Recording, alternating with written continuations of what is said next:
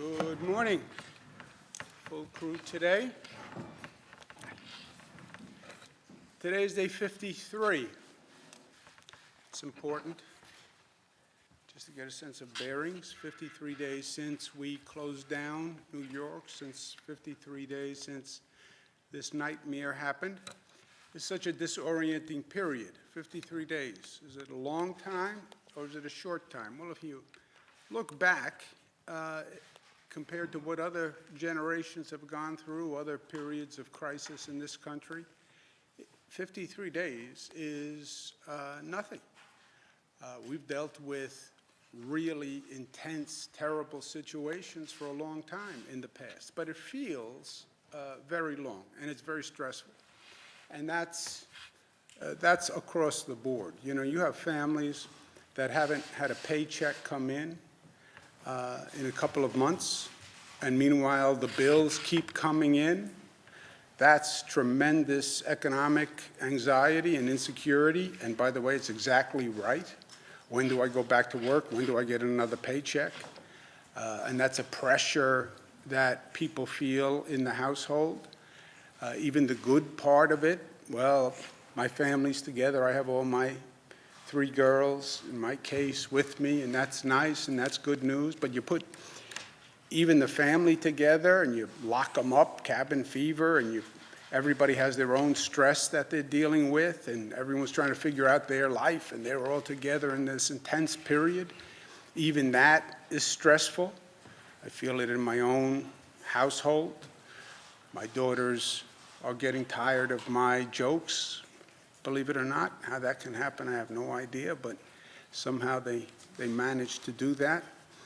We even have trouble now picking a movie at night, because the rule is if you pick a bad movie, then you are on movie probation. You don't get to pick the next movie. Everybody is on movie probation in my house now, so that's a problem. Even the dog, Captain, is out of sorts and relating to stress. Maybe there's too many people in the house and he's having trouble adjusting. Captain doesn't like the boyfriend. I said I like the boyfriend, so it's nothing that I said, but all sorts of tension that people are living with. Real tension, and then just the day-to-day stress. So yes, it's a terrible period of time. I get it, but we have to deal with it. And when you look at the reality of the situation, we are actually in a much better place. We're not home yet, but we're in a better place. The really bad news would have been if we concluded that we couldn't control the spread of the virus. That was a possibility. You looked at all those initial projections. How do you know that we could control the spread? We could have done all those close-down measures, and it didn't work. And the spread continued. That would have been bad news. So relatively, we're in a relatively good place. In downstate New York, the curve is on the descent. The question is now, how long is that descent? Is it a sudden drop-off? Is it 1 week, 2 weeks, 3 weeks, 6 weeks? We don't know. But better to be going down than to be going up, right? Let's keep that in mind. And we are going down. How fast? We'll find out, but we're in a better place. Hospitalization numbers are coming down. Intubations are coming down. Number of new people going into the hospital every day is still troublingly high, but better than it was, but still problematic. Number of lives lost is still breathtakingly painful, and the worst news that I have to deliver every day, and the worst news that I've ever had to deal with as governor of New York. But at least it's not going up anymore, and it seems to be on a gentle decline. But make no mistake, this is a profound moment in history. Our actions are going to shape our future, and you're not going to have to wait for a 10-year analysis a retrospective to find out how our actions affected our future.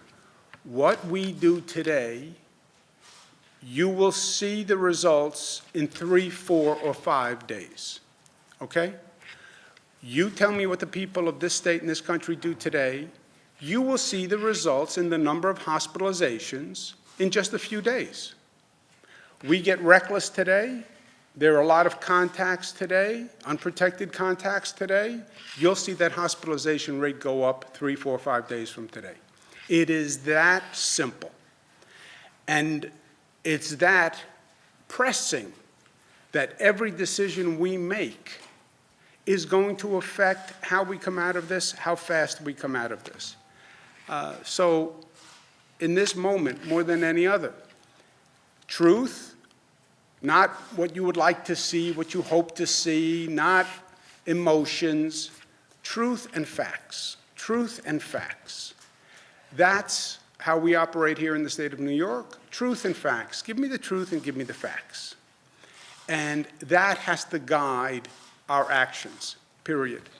We had a productive meeting at the White House yesterday, productive visit. Sort of everybody says productive visit. Very few people come out and say unproductive visit, right? What does that mean, productive visit? To me, a productive visit means we spoke truth, we spoke facts, we made decisions, and we have a plan going forward. And that was accomplished yesterday. And I feel good about it personally, because it's what should have happened, right? The big issues on the table. In the political process, well, he said this, she said this, and you get into a he said, she said, or you get into a blame game, finger pointing. But the meeting was very productive. And by the way, these are people in the White House who politically don't like me. You know, that's the fact, right? You see the president's tweets. He's often tweeted very unkind things about me and my brother. Politically, he does not. We've had conflicts back and forth.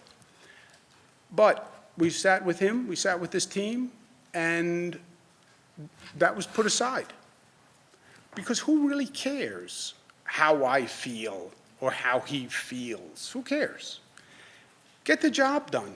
I don't care if you like him or he likes you. It's you know, we're not setting up a possible marriage here. Just do the job, right? When you're at war, you're in a foxhole. Nobody says, well, do you like the person you're in the foxhole with? Who cares?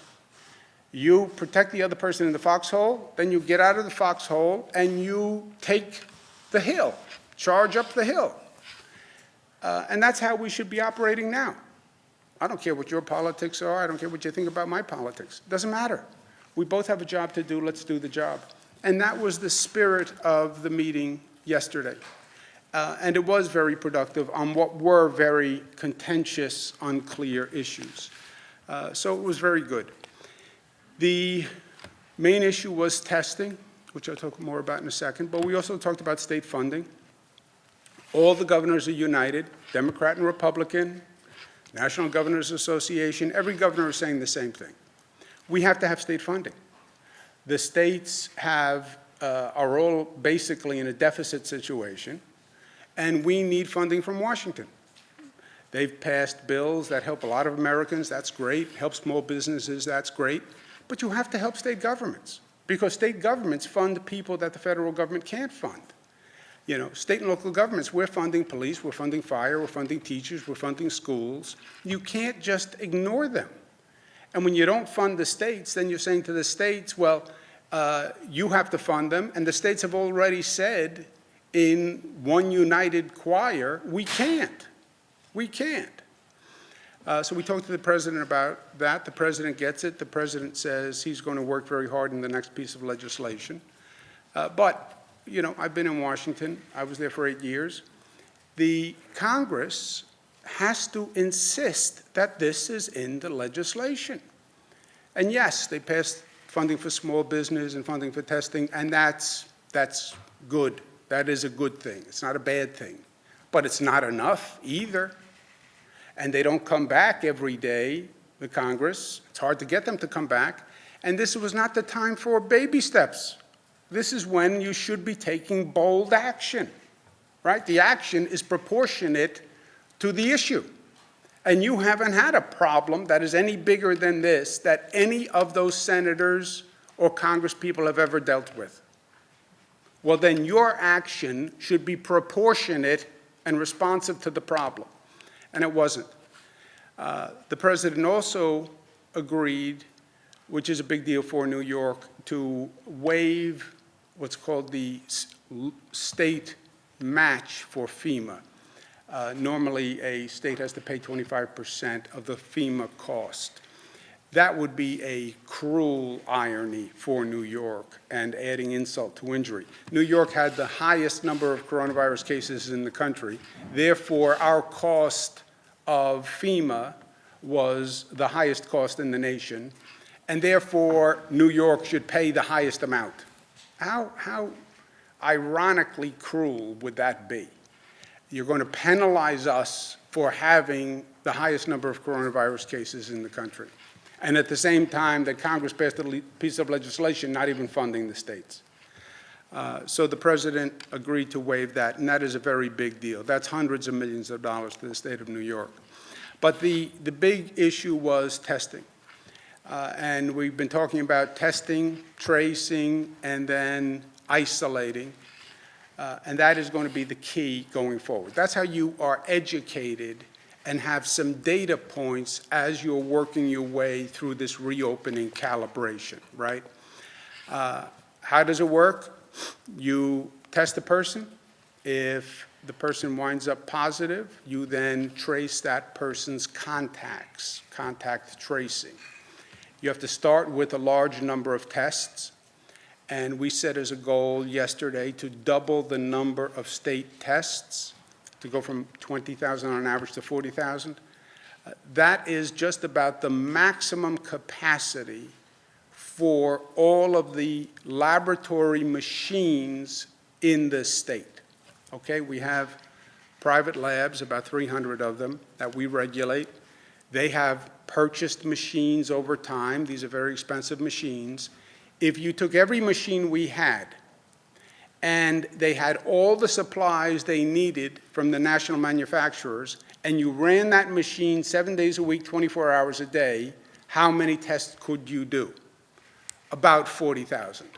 So that's, if you put your foot to the floor, you brought the engine up to maximum RPM, up to the red line, you brought it up to 6,000, assuming the red line was 6,000. And you held it there 7 days, 24 hours a day, at red line, how many tests could you do? 40,000. Now, there's a lot of buts and ifs in there. But the machine has to stay together for 7 days, 24 hours a day. You have to have enough people feeding the machine.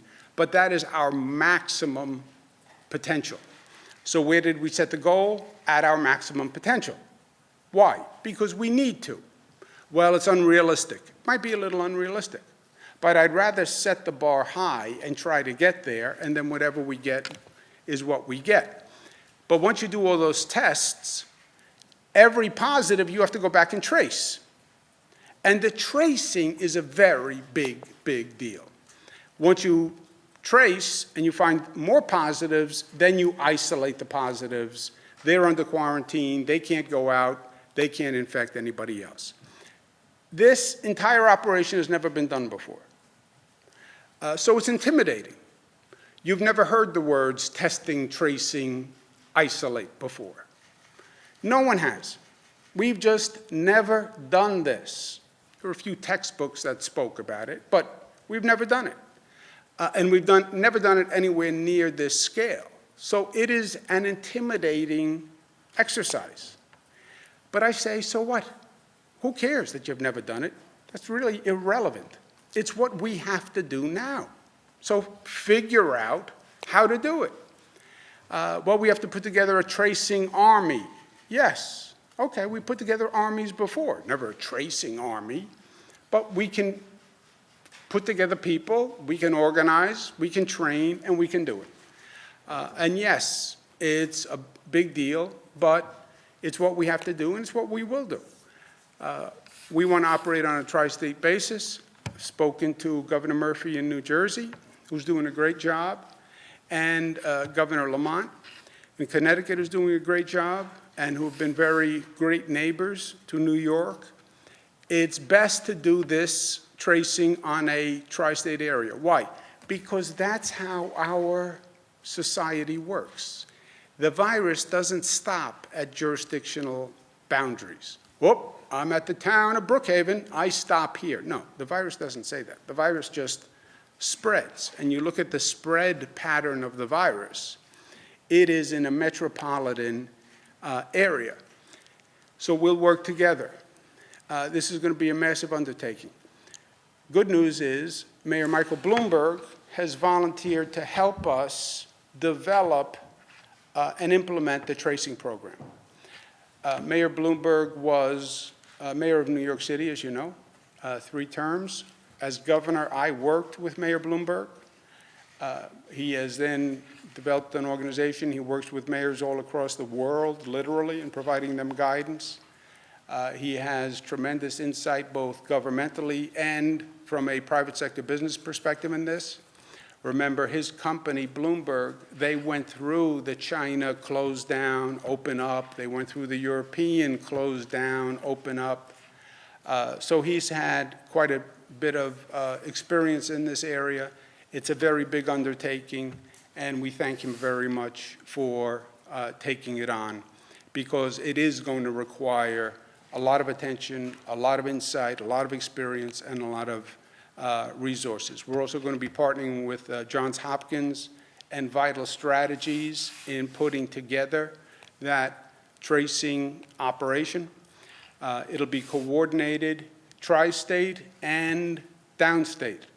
Why downstate? Because, again, downstate operates as one area. About 25%, 30% of the workforce that goes into New York City comes from outside of New York City. I have a house in Westchester. I work in New York City.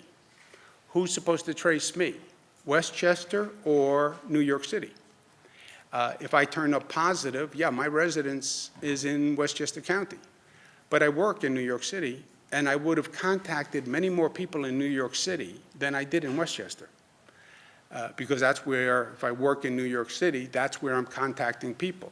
I live in Suffolk, but I work in New York City. I'm a police officer who has a house in Rockland, but I work in New York City.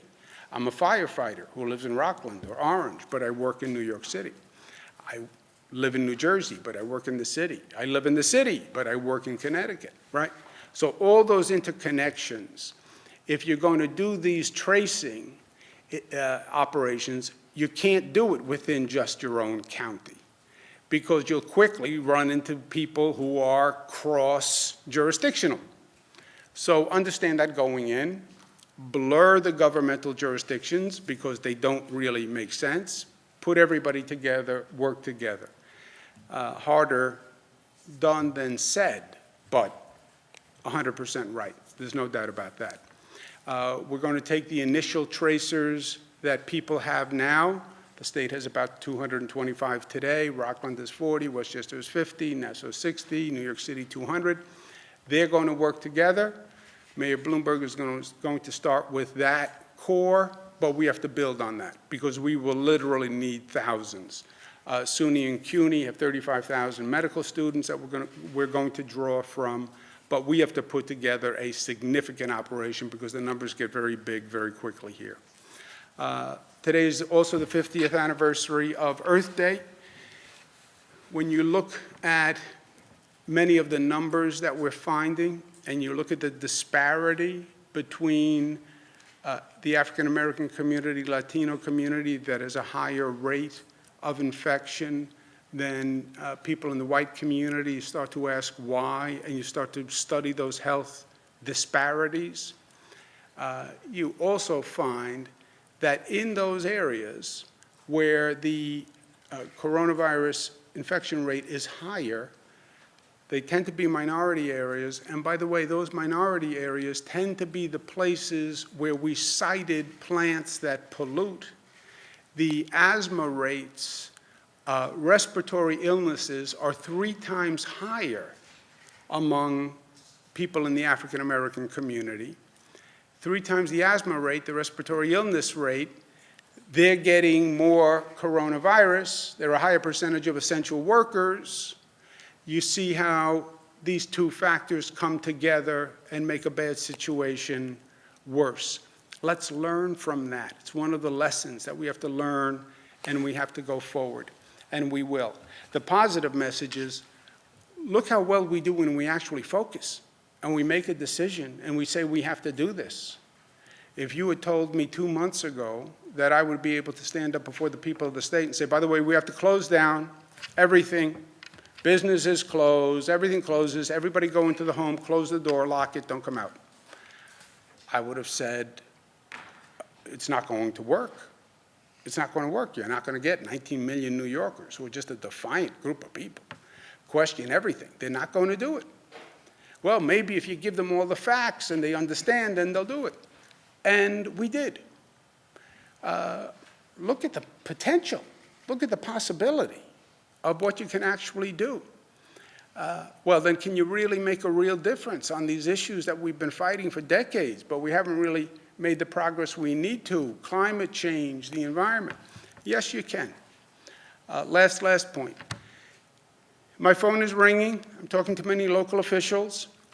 They feel political pressure to open.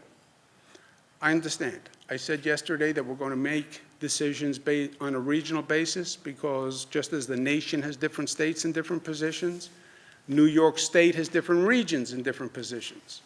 North Country has one set of facts. This is about truth and facts. North Country has one set of facts. Western New York has a different set of facts. Capital District has a different set of facts. Make decisions based on the facts, and the facts are different than downstate New York in many areas. Also, make them on the facts and realize the consequence of what you could do opening one region but not other regions, and how you could flood that one region and give them a host of problems they never anticipated. But make the decision on the facts. I get it. Don't make the decision based on political pressure. I'm not going to do that. I am not going to do that. This is a profound moment. We make a bad move, it's going to set us back. And I get the political pressure, and I get the political pressure that local officials are under. We can't make a bad decision. I get the pressure, but we can't make a bad decision. Frankly, this is no time to act stupidly, period. I don't know how else to say it.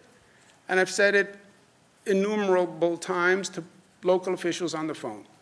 I get the pressure, I get the politics. We can't make a bad decision, and we can't be stupid about it. This is not going to be over anytime soon. I know people want out. I get it. I know people want to get back to work. I know people need a paycheck. I know this is unsustainable. I also know more people will die if we are not smart. I know that. I have to do that count every day of the number of people who passed away. We're not going to have people lose their life because we acted imprudently. I'm not going to do that. I'm not going to do that. And I'm not going to allow the state to do it. And I'm not going to have the obituary of this period be, well, they felt political pressure, so they got nervous, and they acted imprudently. That's not who we are. I've said to them, look, if you look at any of the facts, the 1918 flu, they're talking about it now. There can be waves to this, right? You walk out into the ocean, you get hit with that first wave. Oh, great, I'm done. The wave hit me, I'm still standing. Beware, because there can be a second wave, or there could be a third wave.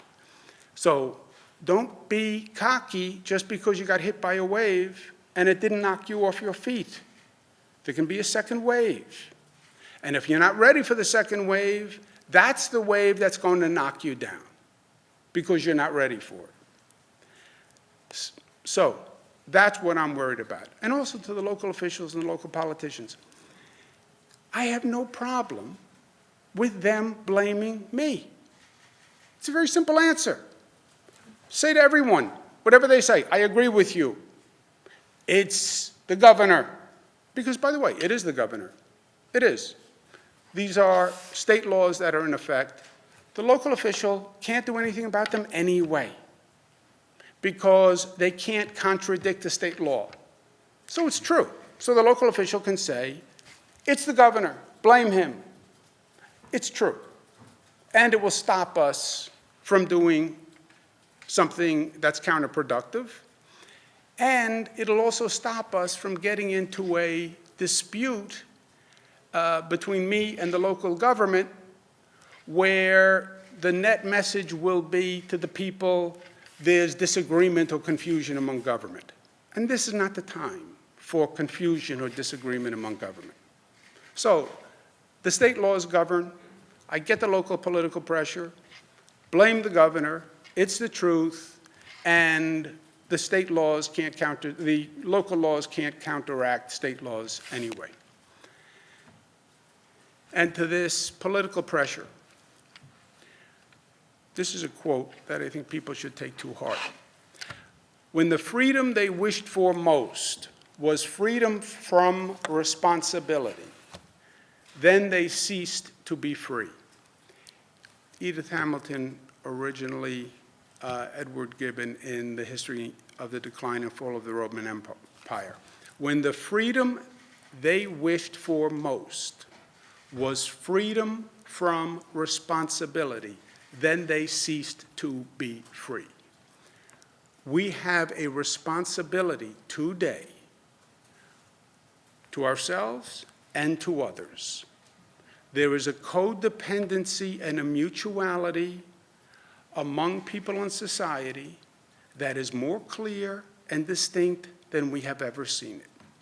You sneeze, I get sick. You sneeze, I get sick. It is that close a connection. You have a responsibility to act prudently vis-a-vis other people, because you're not just putting your own life at risk. You're risking my life and my children's life and my parents' life, and you don't have that right.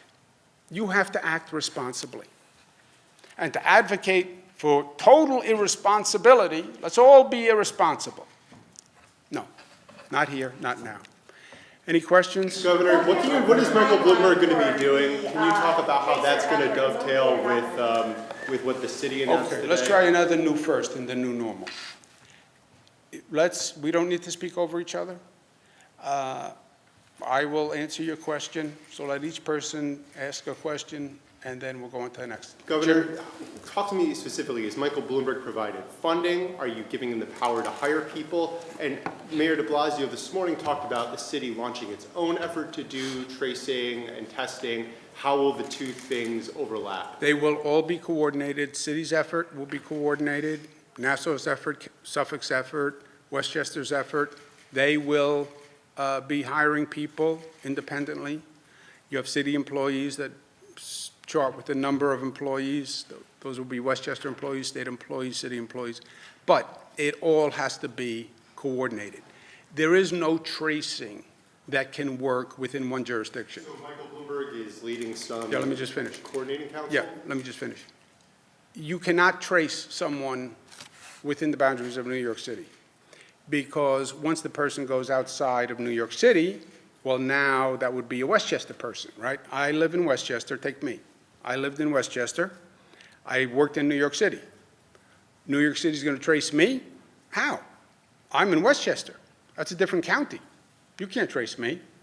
Well, we'll go trace people in Westchester. Oh, no, then Westchester is going to say, that's my resident. Don't come in here and trace my resident. All right, let's forget the jurisdictional fight and the political local fight. We'll coordinate everyone. This is a monumental undertaking. Who's going to do it? We're all going to do it. City, state, Nassau, Suffolk, Jersey, Connecticut. Okay, how do we do it? I don't know. We've never done it before. Michael Bloomberg will design the program, design the training. He's going to make a financial contribution also, put together an organization that can help hire the people, because we have to expand this number tenfold, and get this all done like this. This has to happen. You don't have months to plan and do this. You have weeks to get this up and running. Super ambitious undertaking. And Mayor Bloomberg will help coordinate the entire effort. He'll be working with the state. I'm working with the city and the Nassau and Suffolk and Jersey and Connecticut. How much money is he giving? I don't know what the financial contribution is. Does anybody know? It's upwards of $10 million, but what Mayor Bloomberg is doing is through the program at Johns Hopkins, which he funds very heavily, their public health program, which is preeminent in the country.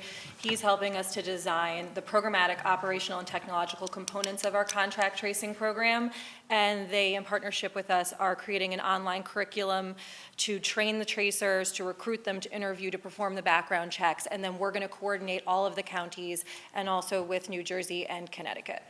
The state already has 250,000 people infected. Are you planning on contact tracing that cohort as well, 250,000 people that have already been diagnosed? You will trace as many positives as you can. And as the testing number goes up, that number of possible people to be traced is going up. The implication of your question is right. Won't you be identifying more positive people than you could possibly ever trace? Yes, I believe that's true. I don't care how big an army you put together. You now have, let's say, take your number, 250,000 people tested positive. How do you start to trace 250,000 people? How many people do you need to trace 250,000 people? That's why it's an extraordinarily impossible task, and you do the best you can. Is that a good use of resources, considering, I mean, the state itself is strapped, I mean, $10 billion, $15 billion hole. 250,000 people, exponentially, just look around this room, there's 30 people in this room. If one of us were infected, the contact tracing on that, I mean, it spirals out of control almost immediately. Yeah, look, contact tracing, life is options. Going forward, how do you educate yourself on reopening? Well, we need data. Where does the data come from? The data comes from testing. Now, you have a hard database of hospitalizations. You can look at the hospitalizations, and they will tell you how many people got sick enough to go into the hospital. That's all it tells you. You don't know how many people were infected. You don't know what is happening on the infection rate spread. All you know is the hospitalization rate. So testing will give you, first of all, more data on how fast the infection is spreading and how fast it's spreading where. You're going to get a very different number in New York City than you get in Buffalo, than you get in the North Country, than you get in Albany. Okay, that'll inform the regional reopenings. And then what you're trying to do, to the extent possible, the whole concept of testing, tracing, isolation, not just here, but every state is talking about this. To the extent you can, when you find a positive person, trace it back and isolate.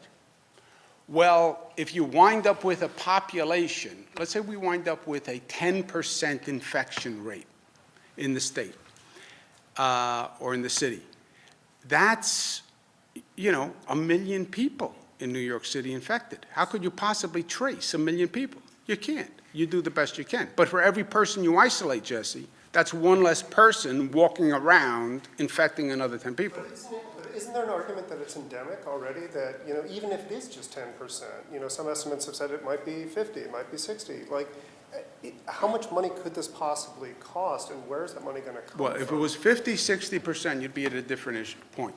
If you were at 50, 60, then you would be arguing what they call herd immunity.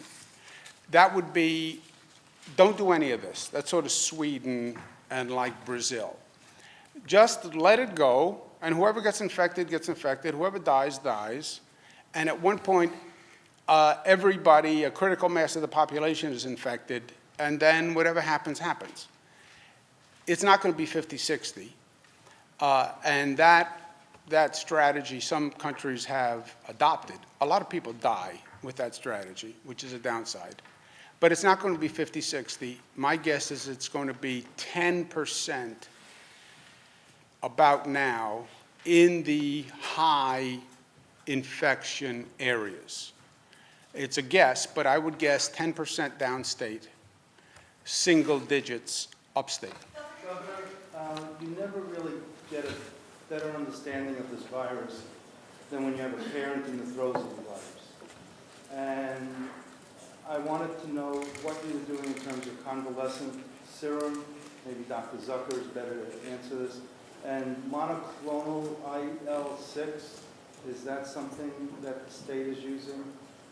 You're right. Dr. Zucker is in a better position to answer. So on the question about the sera, we are working on this. There have been patients who have received this from within some of our hospital systems.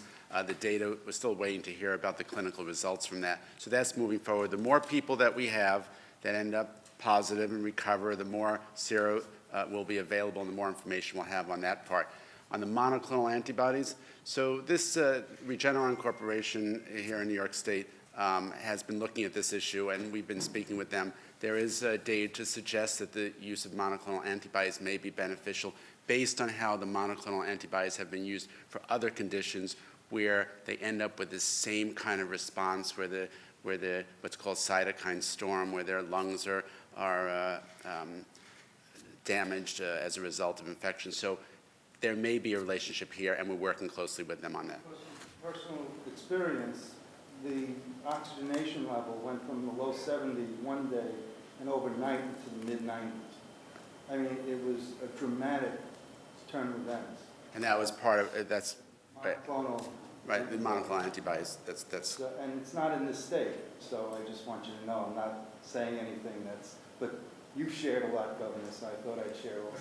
Thank you very much. But I wanted to let you know that, you know, is there a shortage of this monoclonal IL-6? Is this something that still has to be developed? Is it readily available?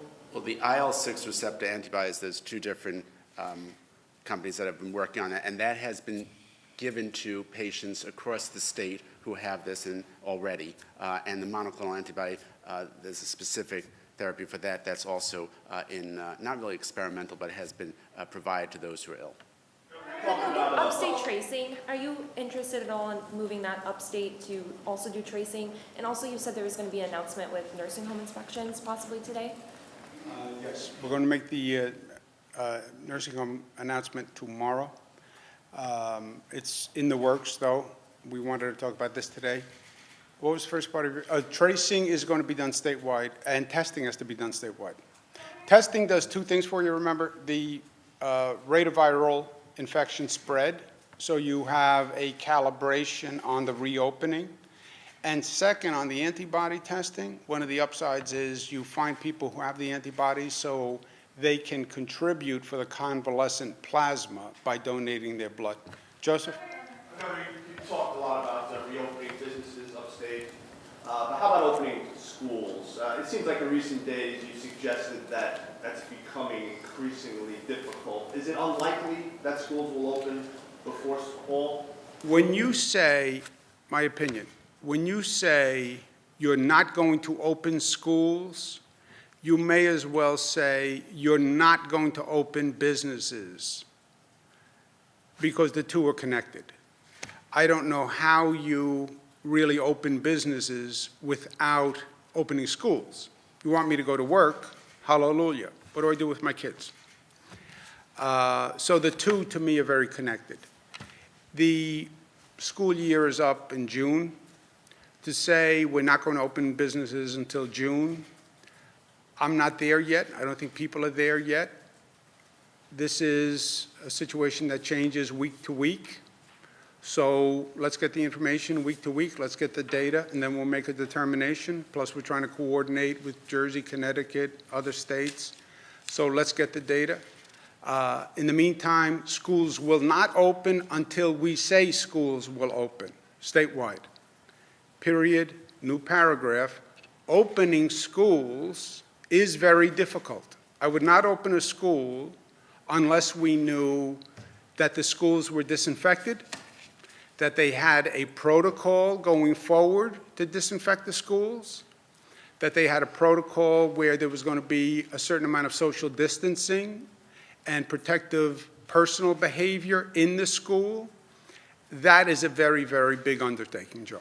When you think about schools from a regional basis, can you do that regionally as well? You open some schools in some parts of the state where the infection rates are lower? I mean, have you looked at Theoretically, could you? Yes. Could you say North Country schools are going to open with all those provisos? Yes, you could say that.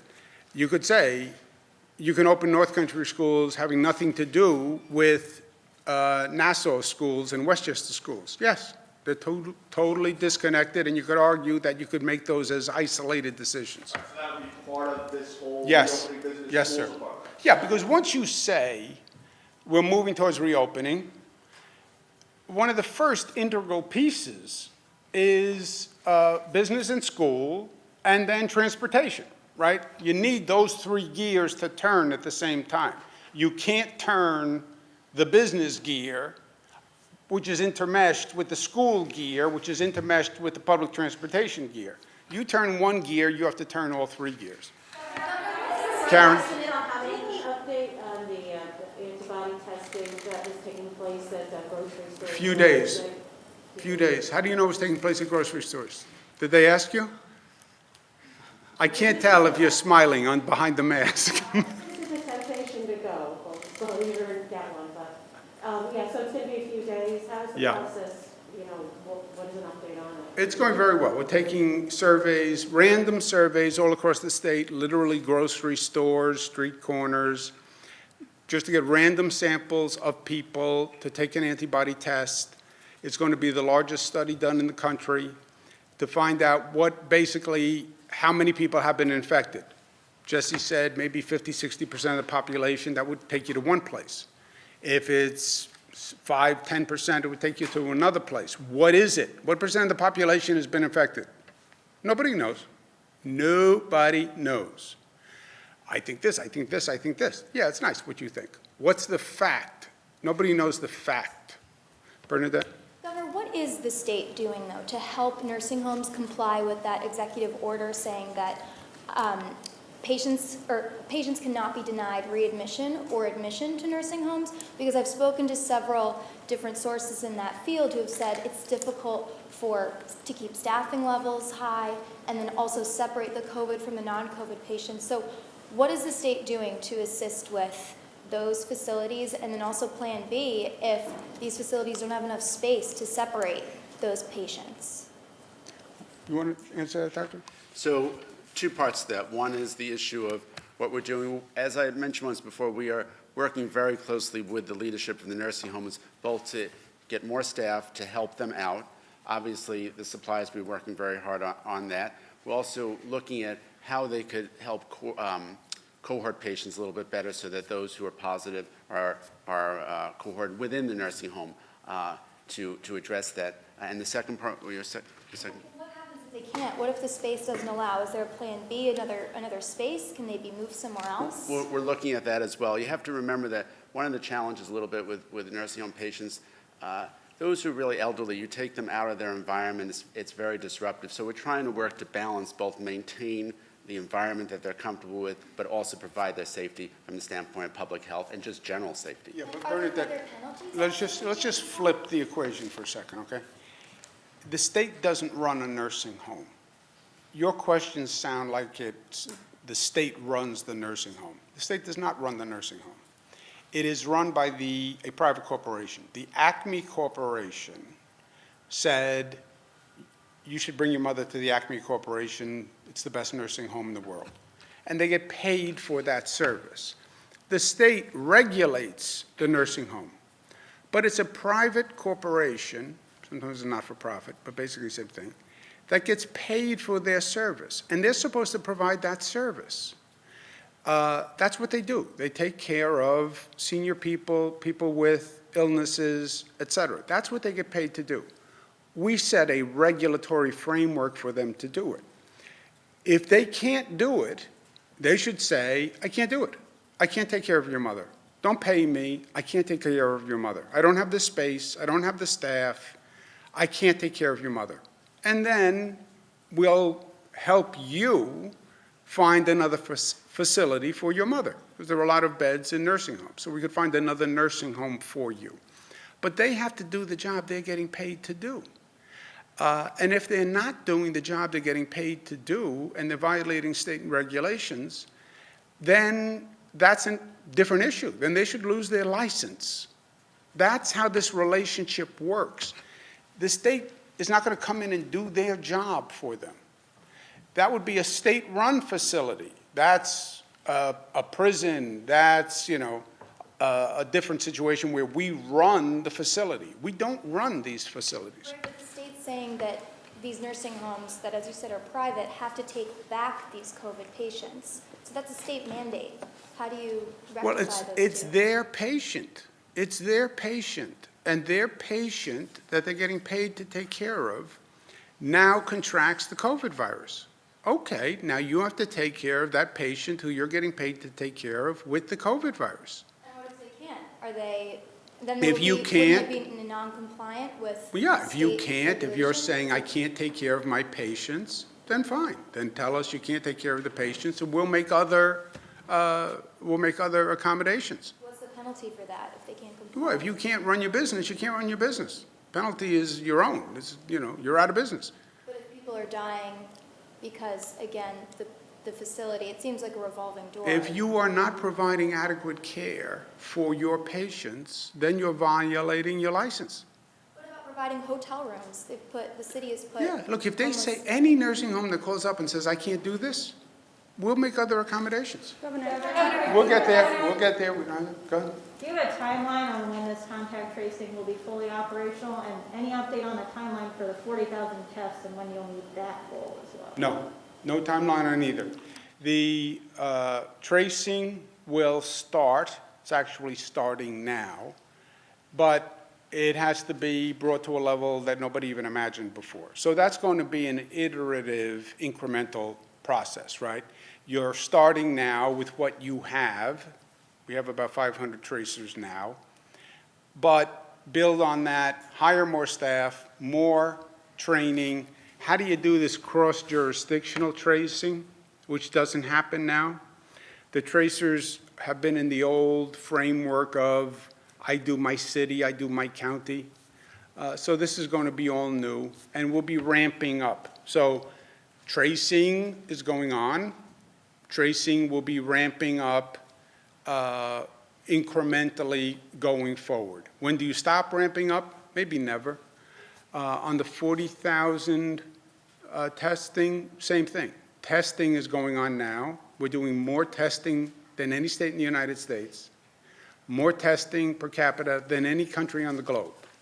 So we're doing a phenomenal amount of tests, and we've ramped up faster than anybody else. And we'll continue to ramp up. And do you have an estimate on cost? Let's just do everybody once. Go ahead. Thanks. I have a couple questions for you and one for Melissa. I don't know if you can hear, but there are protesters outside right now honking their horns and raising signs. We did speak to a few of them before we came in, and these are regular people who are not getting a paycheck. Some of them are not getting their unemployment check. And they're saying that they don't have time to wait for all of this testing, and they need to get back to work in order to feed their families. Their savings is running out. They don't have another week. They're not getting answers.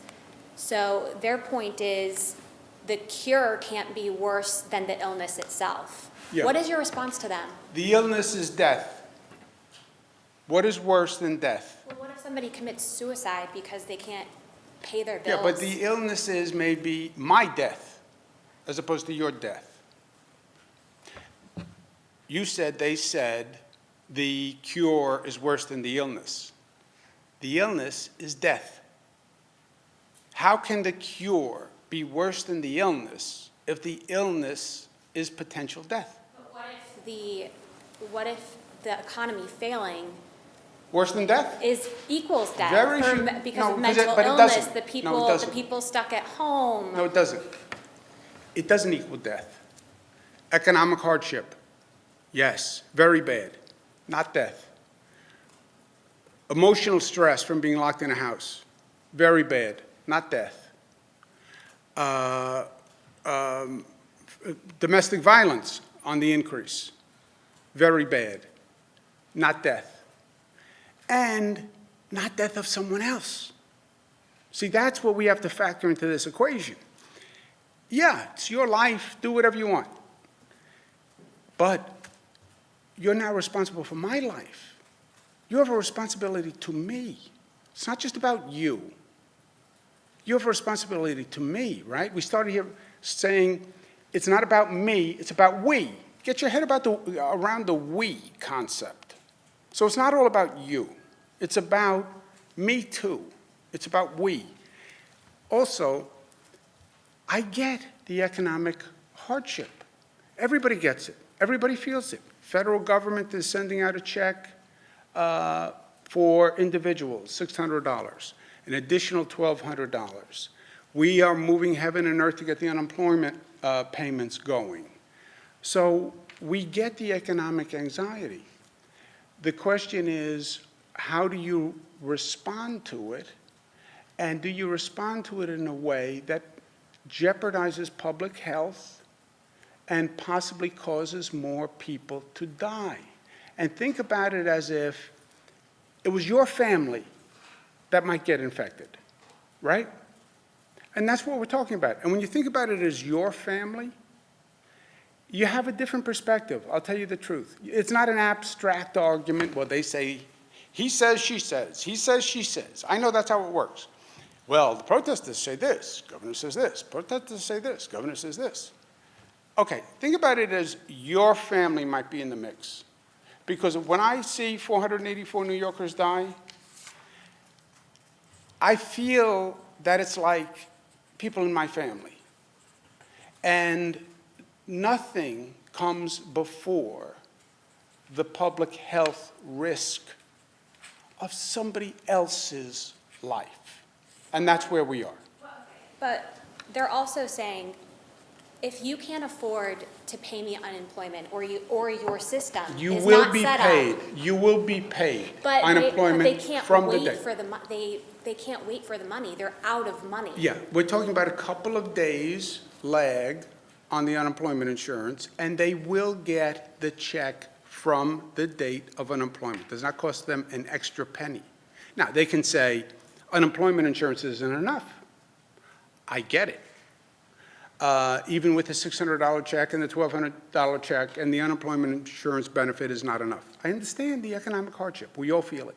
The question is, what do you do about it? And do you put public health at risk? And do you drive up the number of deaths for it? Because you have no idea how to reopen now. So they're saying that, is there a fundamental right to work if the government can't get me the money when I need it? Is there a fundamental right to go to work? You want to go to work? Go take a job as an essential worker. Do it tomorrow. Right? You're working. I am. You're an essential worker. So go take a job as an essential worker. But the people aren't hiring because of the No, there are pandemic. people hiring. You can get a job as an essential worker. So now you can go to work and you can be an essential worker and you're not going to kill anyone. Rough estimate of how many of the 250,000 people have been traced? And is the 10 million going to be enough? How much can the state afford to put toward this, if anything? Will federal funding be needed? There's $1.3 billion available from the federal government for tracing. So is there a rough estimate on how many? $1.3 billion available from the federal government, which will help fund tracing for New York. Yes. And how many?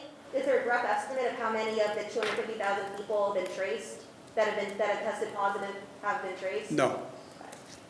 Governor, you pointed out the nursing homes are private entities. We are hearing reports that many of the nursing home staff are not getting the proper PPE.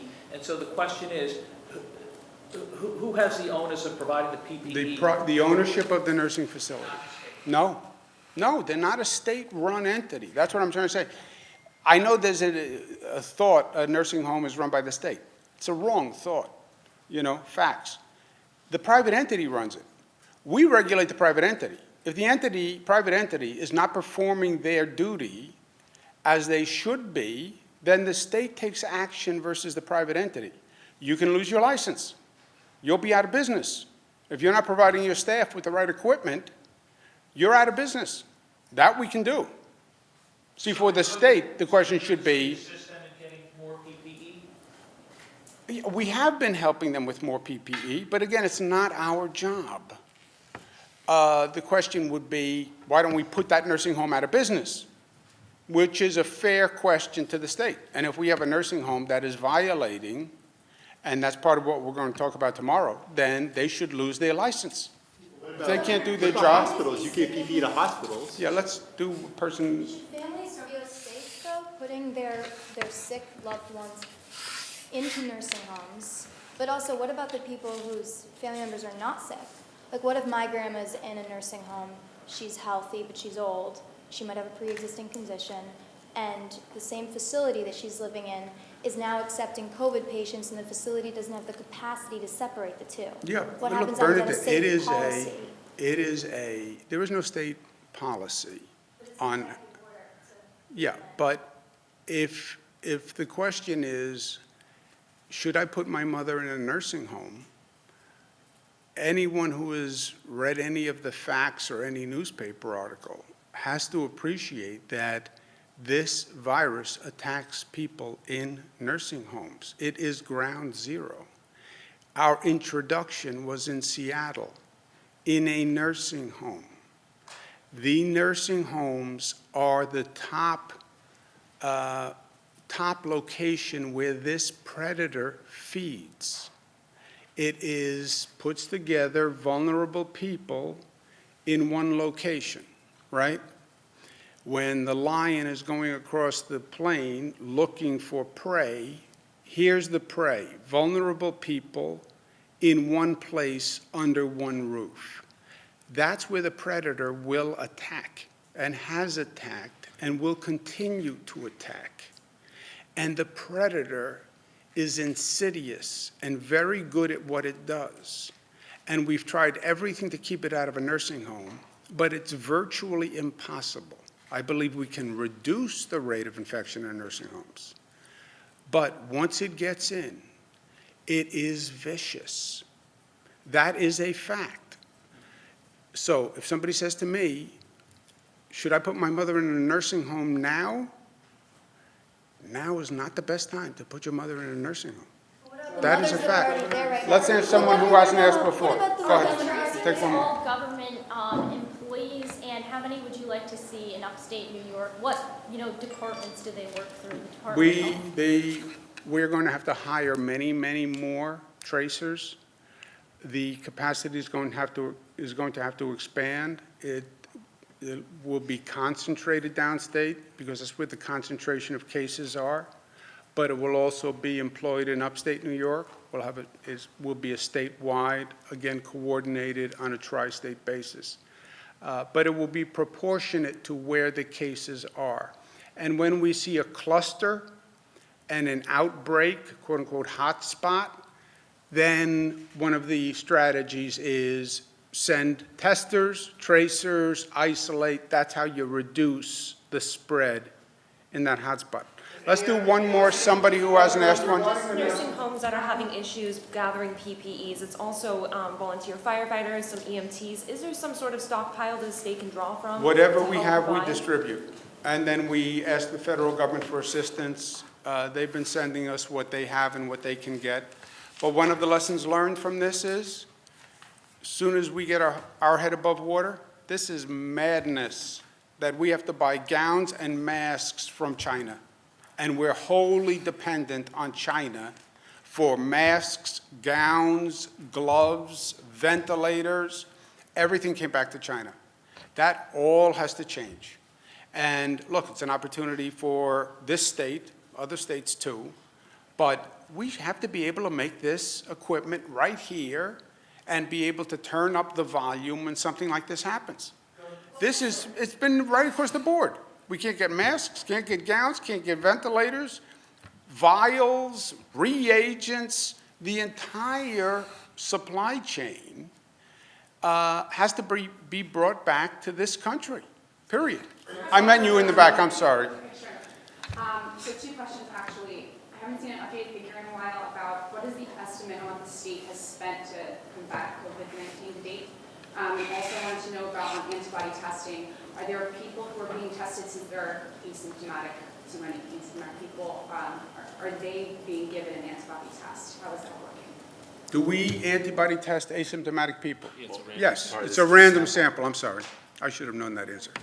It doesn't do symptomatic, asymptomatic. If Karen was in a grocery store and anybody who walks up to the counter, they will test. So it's not symptomatic, asymptomatic. It's If they were symptomatic, you wouldn't be given the antibody test at that point, right? Oh, if you were symptomatic, you don't get the antibody test. Regular test. Cost of what? Was it to date, like updated to date what the state has spent to combat it? What's the updated spend to date on COVID? It's approximately $2.8 billion. About half of that is in New York City. What do you estimate the tracing program will cost? I don't know. Tens Or of whatever. millions? I don't know. The federal government has provided money in this past budget, but whatever it costs, you know. What's the value of a life, Jesse? Governor, regarding nursing homes, the thing with the wild card is the nurses, the staff, when they go out in the world and then they come back in. Can the regulation from the health department, can there be some regulation to ensure that the nursing homes are doing better in terms of whether taking a temperature or doing something with the staff to make sure that they don't bring this into the nursing home? We have done regulations on that, and we'll have more to say on that tomorrow. I don't want to give away tomorrow's news, because then you won't come. Thank you, guys. Should nursing homes be fined for not having adequate reporting?